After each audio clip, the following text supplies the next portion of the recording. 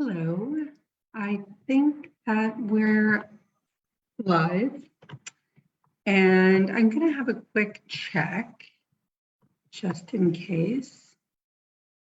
And then we'll go into our wellness journal this week. Wellness journals are happening every Wednesday and we just have a little wellness workshop, and I've decided that we're going to have a little bit more structure. Like, I think that I'm starting to get to know how I would like to present the wellness journals, and it's been kind of fun to navigate that. And I think I'm starting to have a vision, and I'd like to explain that to you today. And then moving forward, this is the way I imagine it going. Let me know any feedback if you have a certain idea or perspective that could help this to be more organized, etc. Hopefully you can join live. If ever you can't, though, there are replays available. If in the future you want me to schedule these and you really think that it's important for you to show up live, then we can discuss that and possibly work on that together. Otherwise, I wouldn't overthink that too much. You can always watch the replays and leave comments or DM me directly to know more, to discuss the topics in more depth. Let me start by sharing the slides that will help me. Today, we're going to talk about relationships. Why would we talk about relationships in the wellness journal? So the reason why we would want to talk about relationships, here, let me bring those up, is because within the integrative healthcare system, there, okay, yes. How will I share this? Yes, present. That's cool. I'm glad we can do that. This is my first time using this sort of template. Okay, so why would I want to talk to you about relationships today? And what does relationships have to do with my wellness and with my lifestyle? And maybe there are some obvious connections that you can make right away, and maybe it takes a little bit longer to get your head around the relevance of this topic. So within integrative healthcare, or within integrative nutrition, however you would like to refer to this is fine with me generally. I'm sure you'll come up with different ways of referring to it. I kind of refer to it as like my authentic lifestyle, you know, like I'm going to find different tools, tricks, and methods and structures that work for me. I'm going to integrate them into my lifestyle, and that is going to create and support my experience and my needs. And that is going to be authentic and different to, say, that of someone else's. So then back to the system of integrative healthcare. They have something referred to as primary nutrition. So primary nutrition is broken down into 12 areas of our life, and we'll learn them over time. And today we're going to go over the relationship area. And each has an effect on your overall well-being and should be taken into consideration when we consider our health and how that's going for us. So I encourage you to discover the primary nutrition along with me or on your own in order to uncover parts of your life that might need more of your attention. Okay. So relationships, that's what we're talking about today. And I will be creating slides for most of these wellness journals. And in fact, I've decided, I think that the slides can act as sort of like a workbook. Some of the slides will be informative, if you will, but most of the slides will be used as cue cards for you to dive deeper into your own personal reflection. And they may lead to inspired action. So when we deep dive into ourselves and our experiences, we are able to navigate more clearly how to take action and what to do moving forward. So I'm hoping that these questions will lead to you taking inspired action. So today, as mentioned, we're going to be discussing relationships, and maybe you'll discover something that will have you taking action in your life and moving forward. So connections that we connect to, right? Like our relationships are things that we connect to. Ideally, we would have relationships that we want to have in our life, and there will be relationships that we will feel obligated to uphold. We will discover over time that those, for the most part, are choices as well, although they may not always feel like choices. And that's why for down here, I put for better or for worse.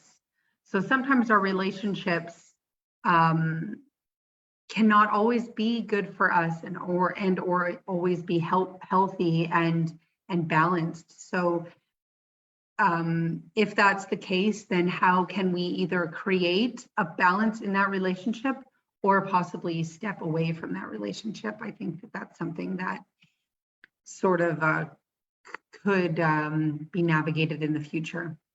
And that is for later, right? That isn't necessarily for right now at this stage, right? So as I was sort of thinking about relationships, and I was thinking about this workbook that I might, create over time within these wellness journals, I sort of divided it up into some considerations that we might have when it comes to relationships. So I thought, wow, okay, that's a lot to consider in just one workshop. So let's just really break it down and take it one step at a time. So the first step is defining relationships, and I'll come back to this table of contents every week that we dive into relationships, and I'll add to it as we go along, and we'll just sort of break it down. And you can always come back to these videos and or these workbooks at any time. So that's where I'm hoping to find some organization here. So today we're just defining relationships, and this workshop and these slides that go along with this workbook might help you to do that more. If you're doing that in your own way, I'm curious to know what that is, and please feel free to share that. So defining relationships, when I looked up relationships, I looked up relationship art. That's how I normally come up with art or, pictures for these slides. And of course, so what came up, right? What came up was romantic relationships. The relationship between a mother and a baby came up a lot in photos. I didn't really see any photos of what I would call friendships. It was mostly heterosexual romantic relationships or the relationship between a mother and a child. So we can kind of right away see which way relationship is defined, say, on Google in pictures, right? Those are the two most defining sort of images that came up on Google. But there are so many more relationships than that, right? Than that of a mother and a child, or of a heterosexual intimate relationship, right? There are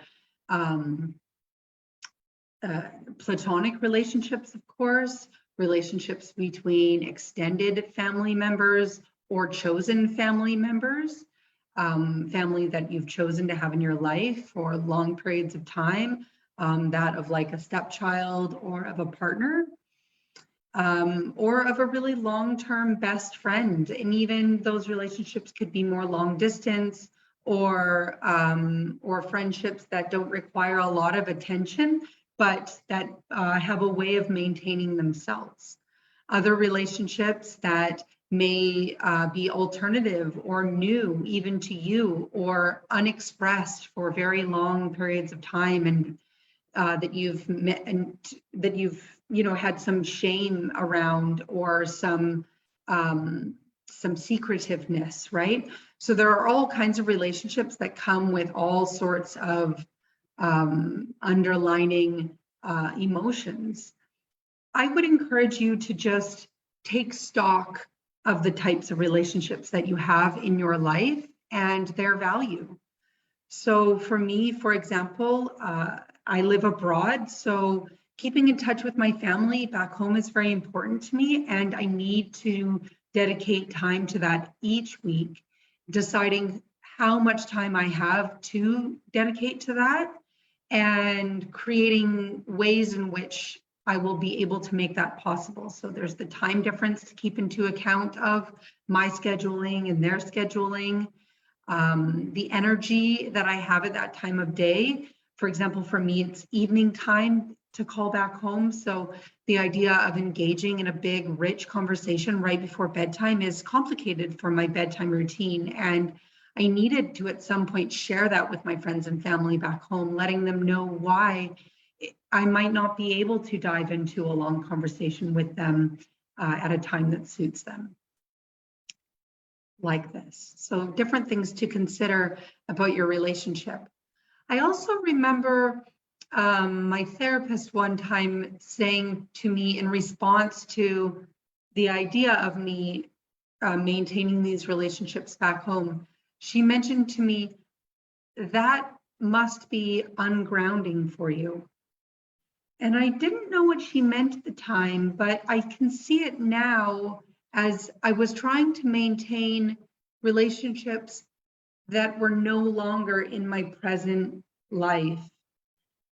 Those relationships are very important to me, and I need to maintain them, most certainly.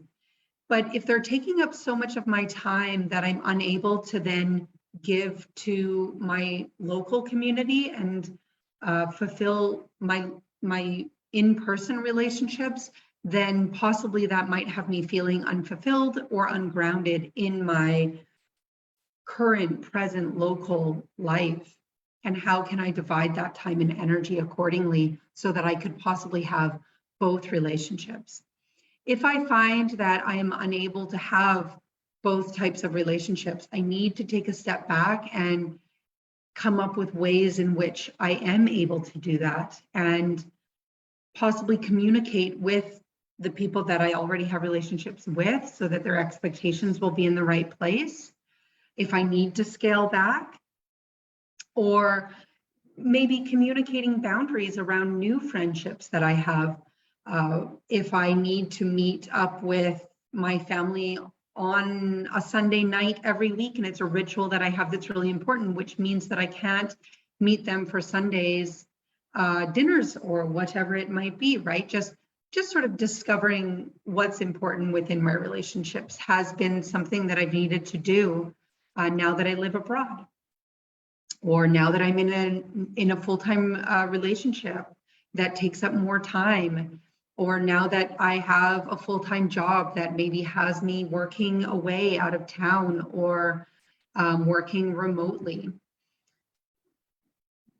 What is changing in your life that might have an effect on your relationships or on your energy level that you are able to commit to your relationships?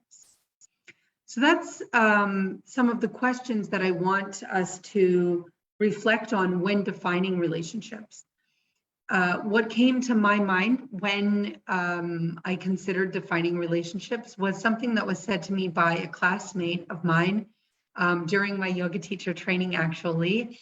It was a very intense, immersive program where we, with maybe about 30 or so different people, we did this training for 30 days straight, and we spent about 10 hours a day with these people. Even in some cases, we would go out for dinner after the training, and or even roommated with some of them during the course. I was roommates with one of my classmates, for example.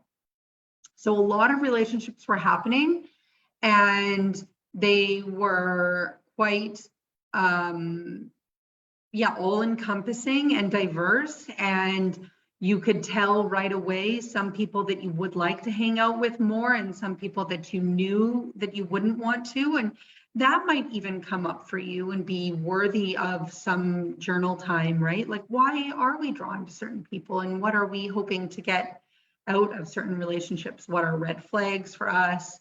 What are some magnetic traits, etc.? And how do we respond to social engagements where there may be the pressure to create possible relationships? So in any case, I was at this training and there was the opportunity to make a lot of new friendships, short and long and deep and more shallow. But I had said sort of I'm not sure why exactly I had said it looking back, although I have some ideas, but I declared that I was not there to make friends at the training. And maybe this was, I was having a moment of real closed-mindedness. Possibly I was judging the atmosphere in some way or needing to protect myself in that moment, feeling maybe like I could be hurt by rejection of wanting to make a friendship, but of it not working out, or of them not wanting to have that friendship with me or have that time or energy to give to me in this new friendship that I was possibly proposing to them. So I declared that I was not there to make friends. And she was a slightly older woman to me and one of my classmates, and certainly I would consider her to be someone who I looked up to. And what she said to me stuck with me. And she said, you have a friend for a lifetime, a friend for a reason, and a friend for a season. And this really stuck with me. And it was obviously a quote that she had heard before. And I then discovered that there's a poem and that the quote, has some relevance to sort of knowing how to navigate potential new relationships. It says in the poem that I put in our workbook next here, it says, once you discover how to sort of label a relationship, it will make it that much easier to go into. So sometimes when we're entering into a new relationship, maybe we've just moved or we've just started a new job, or maybe we're wanting to bring in fresh relationships in our life or a new companion, we might think back and decide, what is this particular friendship or relationship fulfilling in my life? Is it just a friendship for a season? Like, have I just moved to a town? I don't know that many people. This friend is a friend that I've met on a whim, and we happen to have some things in common, although I'm not sure. So maybe I can just hang out with them a couple of times and see how it goes and leave it open-ended. And maybe the expectations can be low for now. And then maybe on the other hand, you have a friend for a reason. So an acquaintance speaks Italian and you want to practice your Italian. So you decide that you're going to meet up with them one time per week to practice your Italian. Okay, well, that friendship and that relationship has sort of boundaries, and possibly it develops, but on the other hand, maybe it doesn't. And maybe you really just stick to the confines of the reason you're hanging out. And that's okay too. And that can even be discussed if the relationship is going in a direction that a person doesn't want it to. And then lastly, we have friendships for a lifetime. Now, these friendships just are so special. And we may think that we're entering into one of these types of friendships, and we might want to give it our all. And that is a really awesome and open concept. And there's some risk involved, and we may or may not want to take that risk with everyone. And we can sort of decide that going into it step by step, so that there is not possibly as much at risk in case the risk feels like too much. But these types of friendships are so great, and I encourage you to find ways to maintain those special relationships that have been created in your life, maybe in the past, even right now, or maybe you can imagine making one in the future. And would you like to make one in the future? And what sort of relationship would that be? Would that be an intimate and romantic lifetime commitment, or would that just be more of a platonic friendship? And how does one create a lifelong friendship with someone and make it healthy and sustainable? So that is what I've done. I've gone ahead and asked some of these questions down in the bottom of this workbook version of the slides. The questions are, how do you define relationships?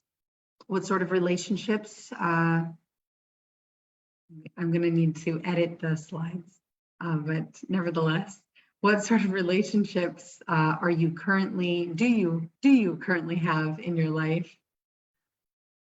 And which ones bring you the most joy in your life?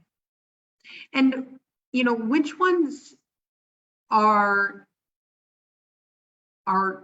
taking the most work as well and are draining an excess amount of your energy, right? So both ends there, we can ask that, particularly if one relationship is sticking out to you, it might be worth diving deeper into that. So would you like to dedicate more time to your relationships, right? Sometimes our relationships aren't serving us because we aren't nurturing them. Would you like to nurture your relationships and feel as though you're getting more out of them? And if so, how are you able to do that? What value do you put on relationships?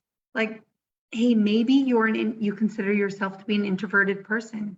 So maybe you don't actually want to have that many relationships in your life, maybe just one or two. And this is like no problem, right? I would, you know, reflect a little bit about that, you know, self-identity with introvert, extroverted, or sort of omniverted, you know, a little bit of both. And I would see if being introverted or being extroverted suits you and benefits you. I won't go into it too much now, but I definitely went through a phase in my life where I was very extroverted. My job was very social. I felt very social. I had a lot of energy, and my relationships were a huge priority in my life. I had relationship burnout, I think. I think I was outpouring too much. I think that became too much of a priority in an imbalanced way in my life. And looking back now, that was a really fun time in my life, but it took up a lot of my energy, and I would not any longer be able to sustain that much outpour, that much outputting of my energy on a regular basis. And I think that I've balanced it more now. I do have more introverted tendencies, and that possibly could have come up a little bit for me during the times when I was so symptomatic and really feeling flared up. I would retreat and go into rest mode. And that's important to navigate, right? I mean, how much rest do we need? Are we taking too much rest? Are we using our rest time effectively so that we can then go back out into our more social settings and nourish our relationships again? And how are we respecting our own relationship with ourselves? So are we demanding a lot of ourselves in a way that is nourishing us?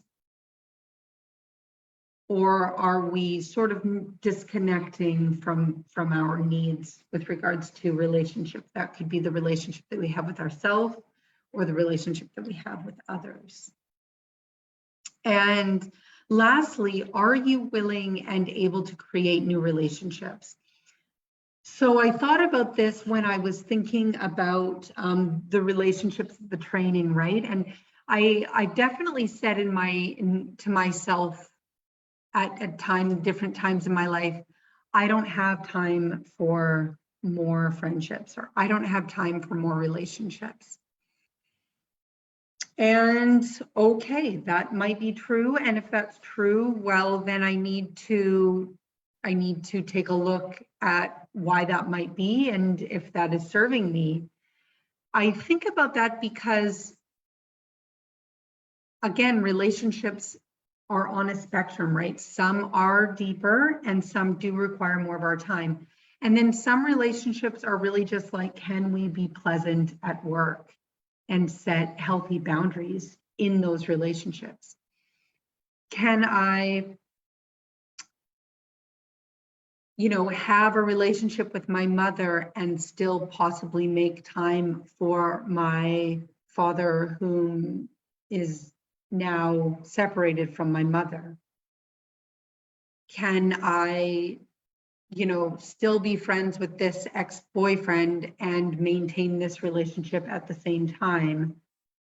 Can I maintain these two romantic relationships at the same time? It's all whatever you decide are the relationships that you want to have in your life, new or old, or mingling in and out of during a lifetime.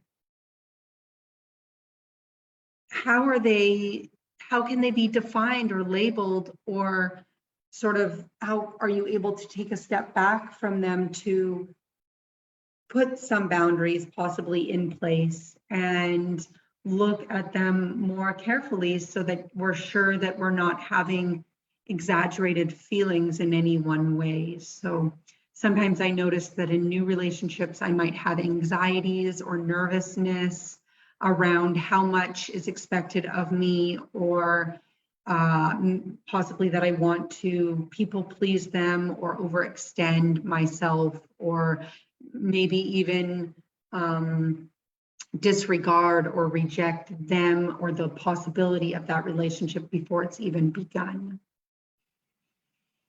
I think I'll leave you with that for now. I think that is a lot. We still have the beautiful poem here, so please do take a look at that to help you settle your mind and put some of these thoughts that you might be having now into place.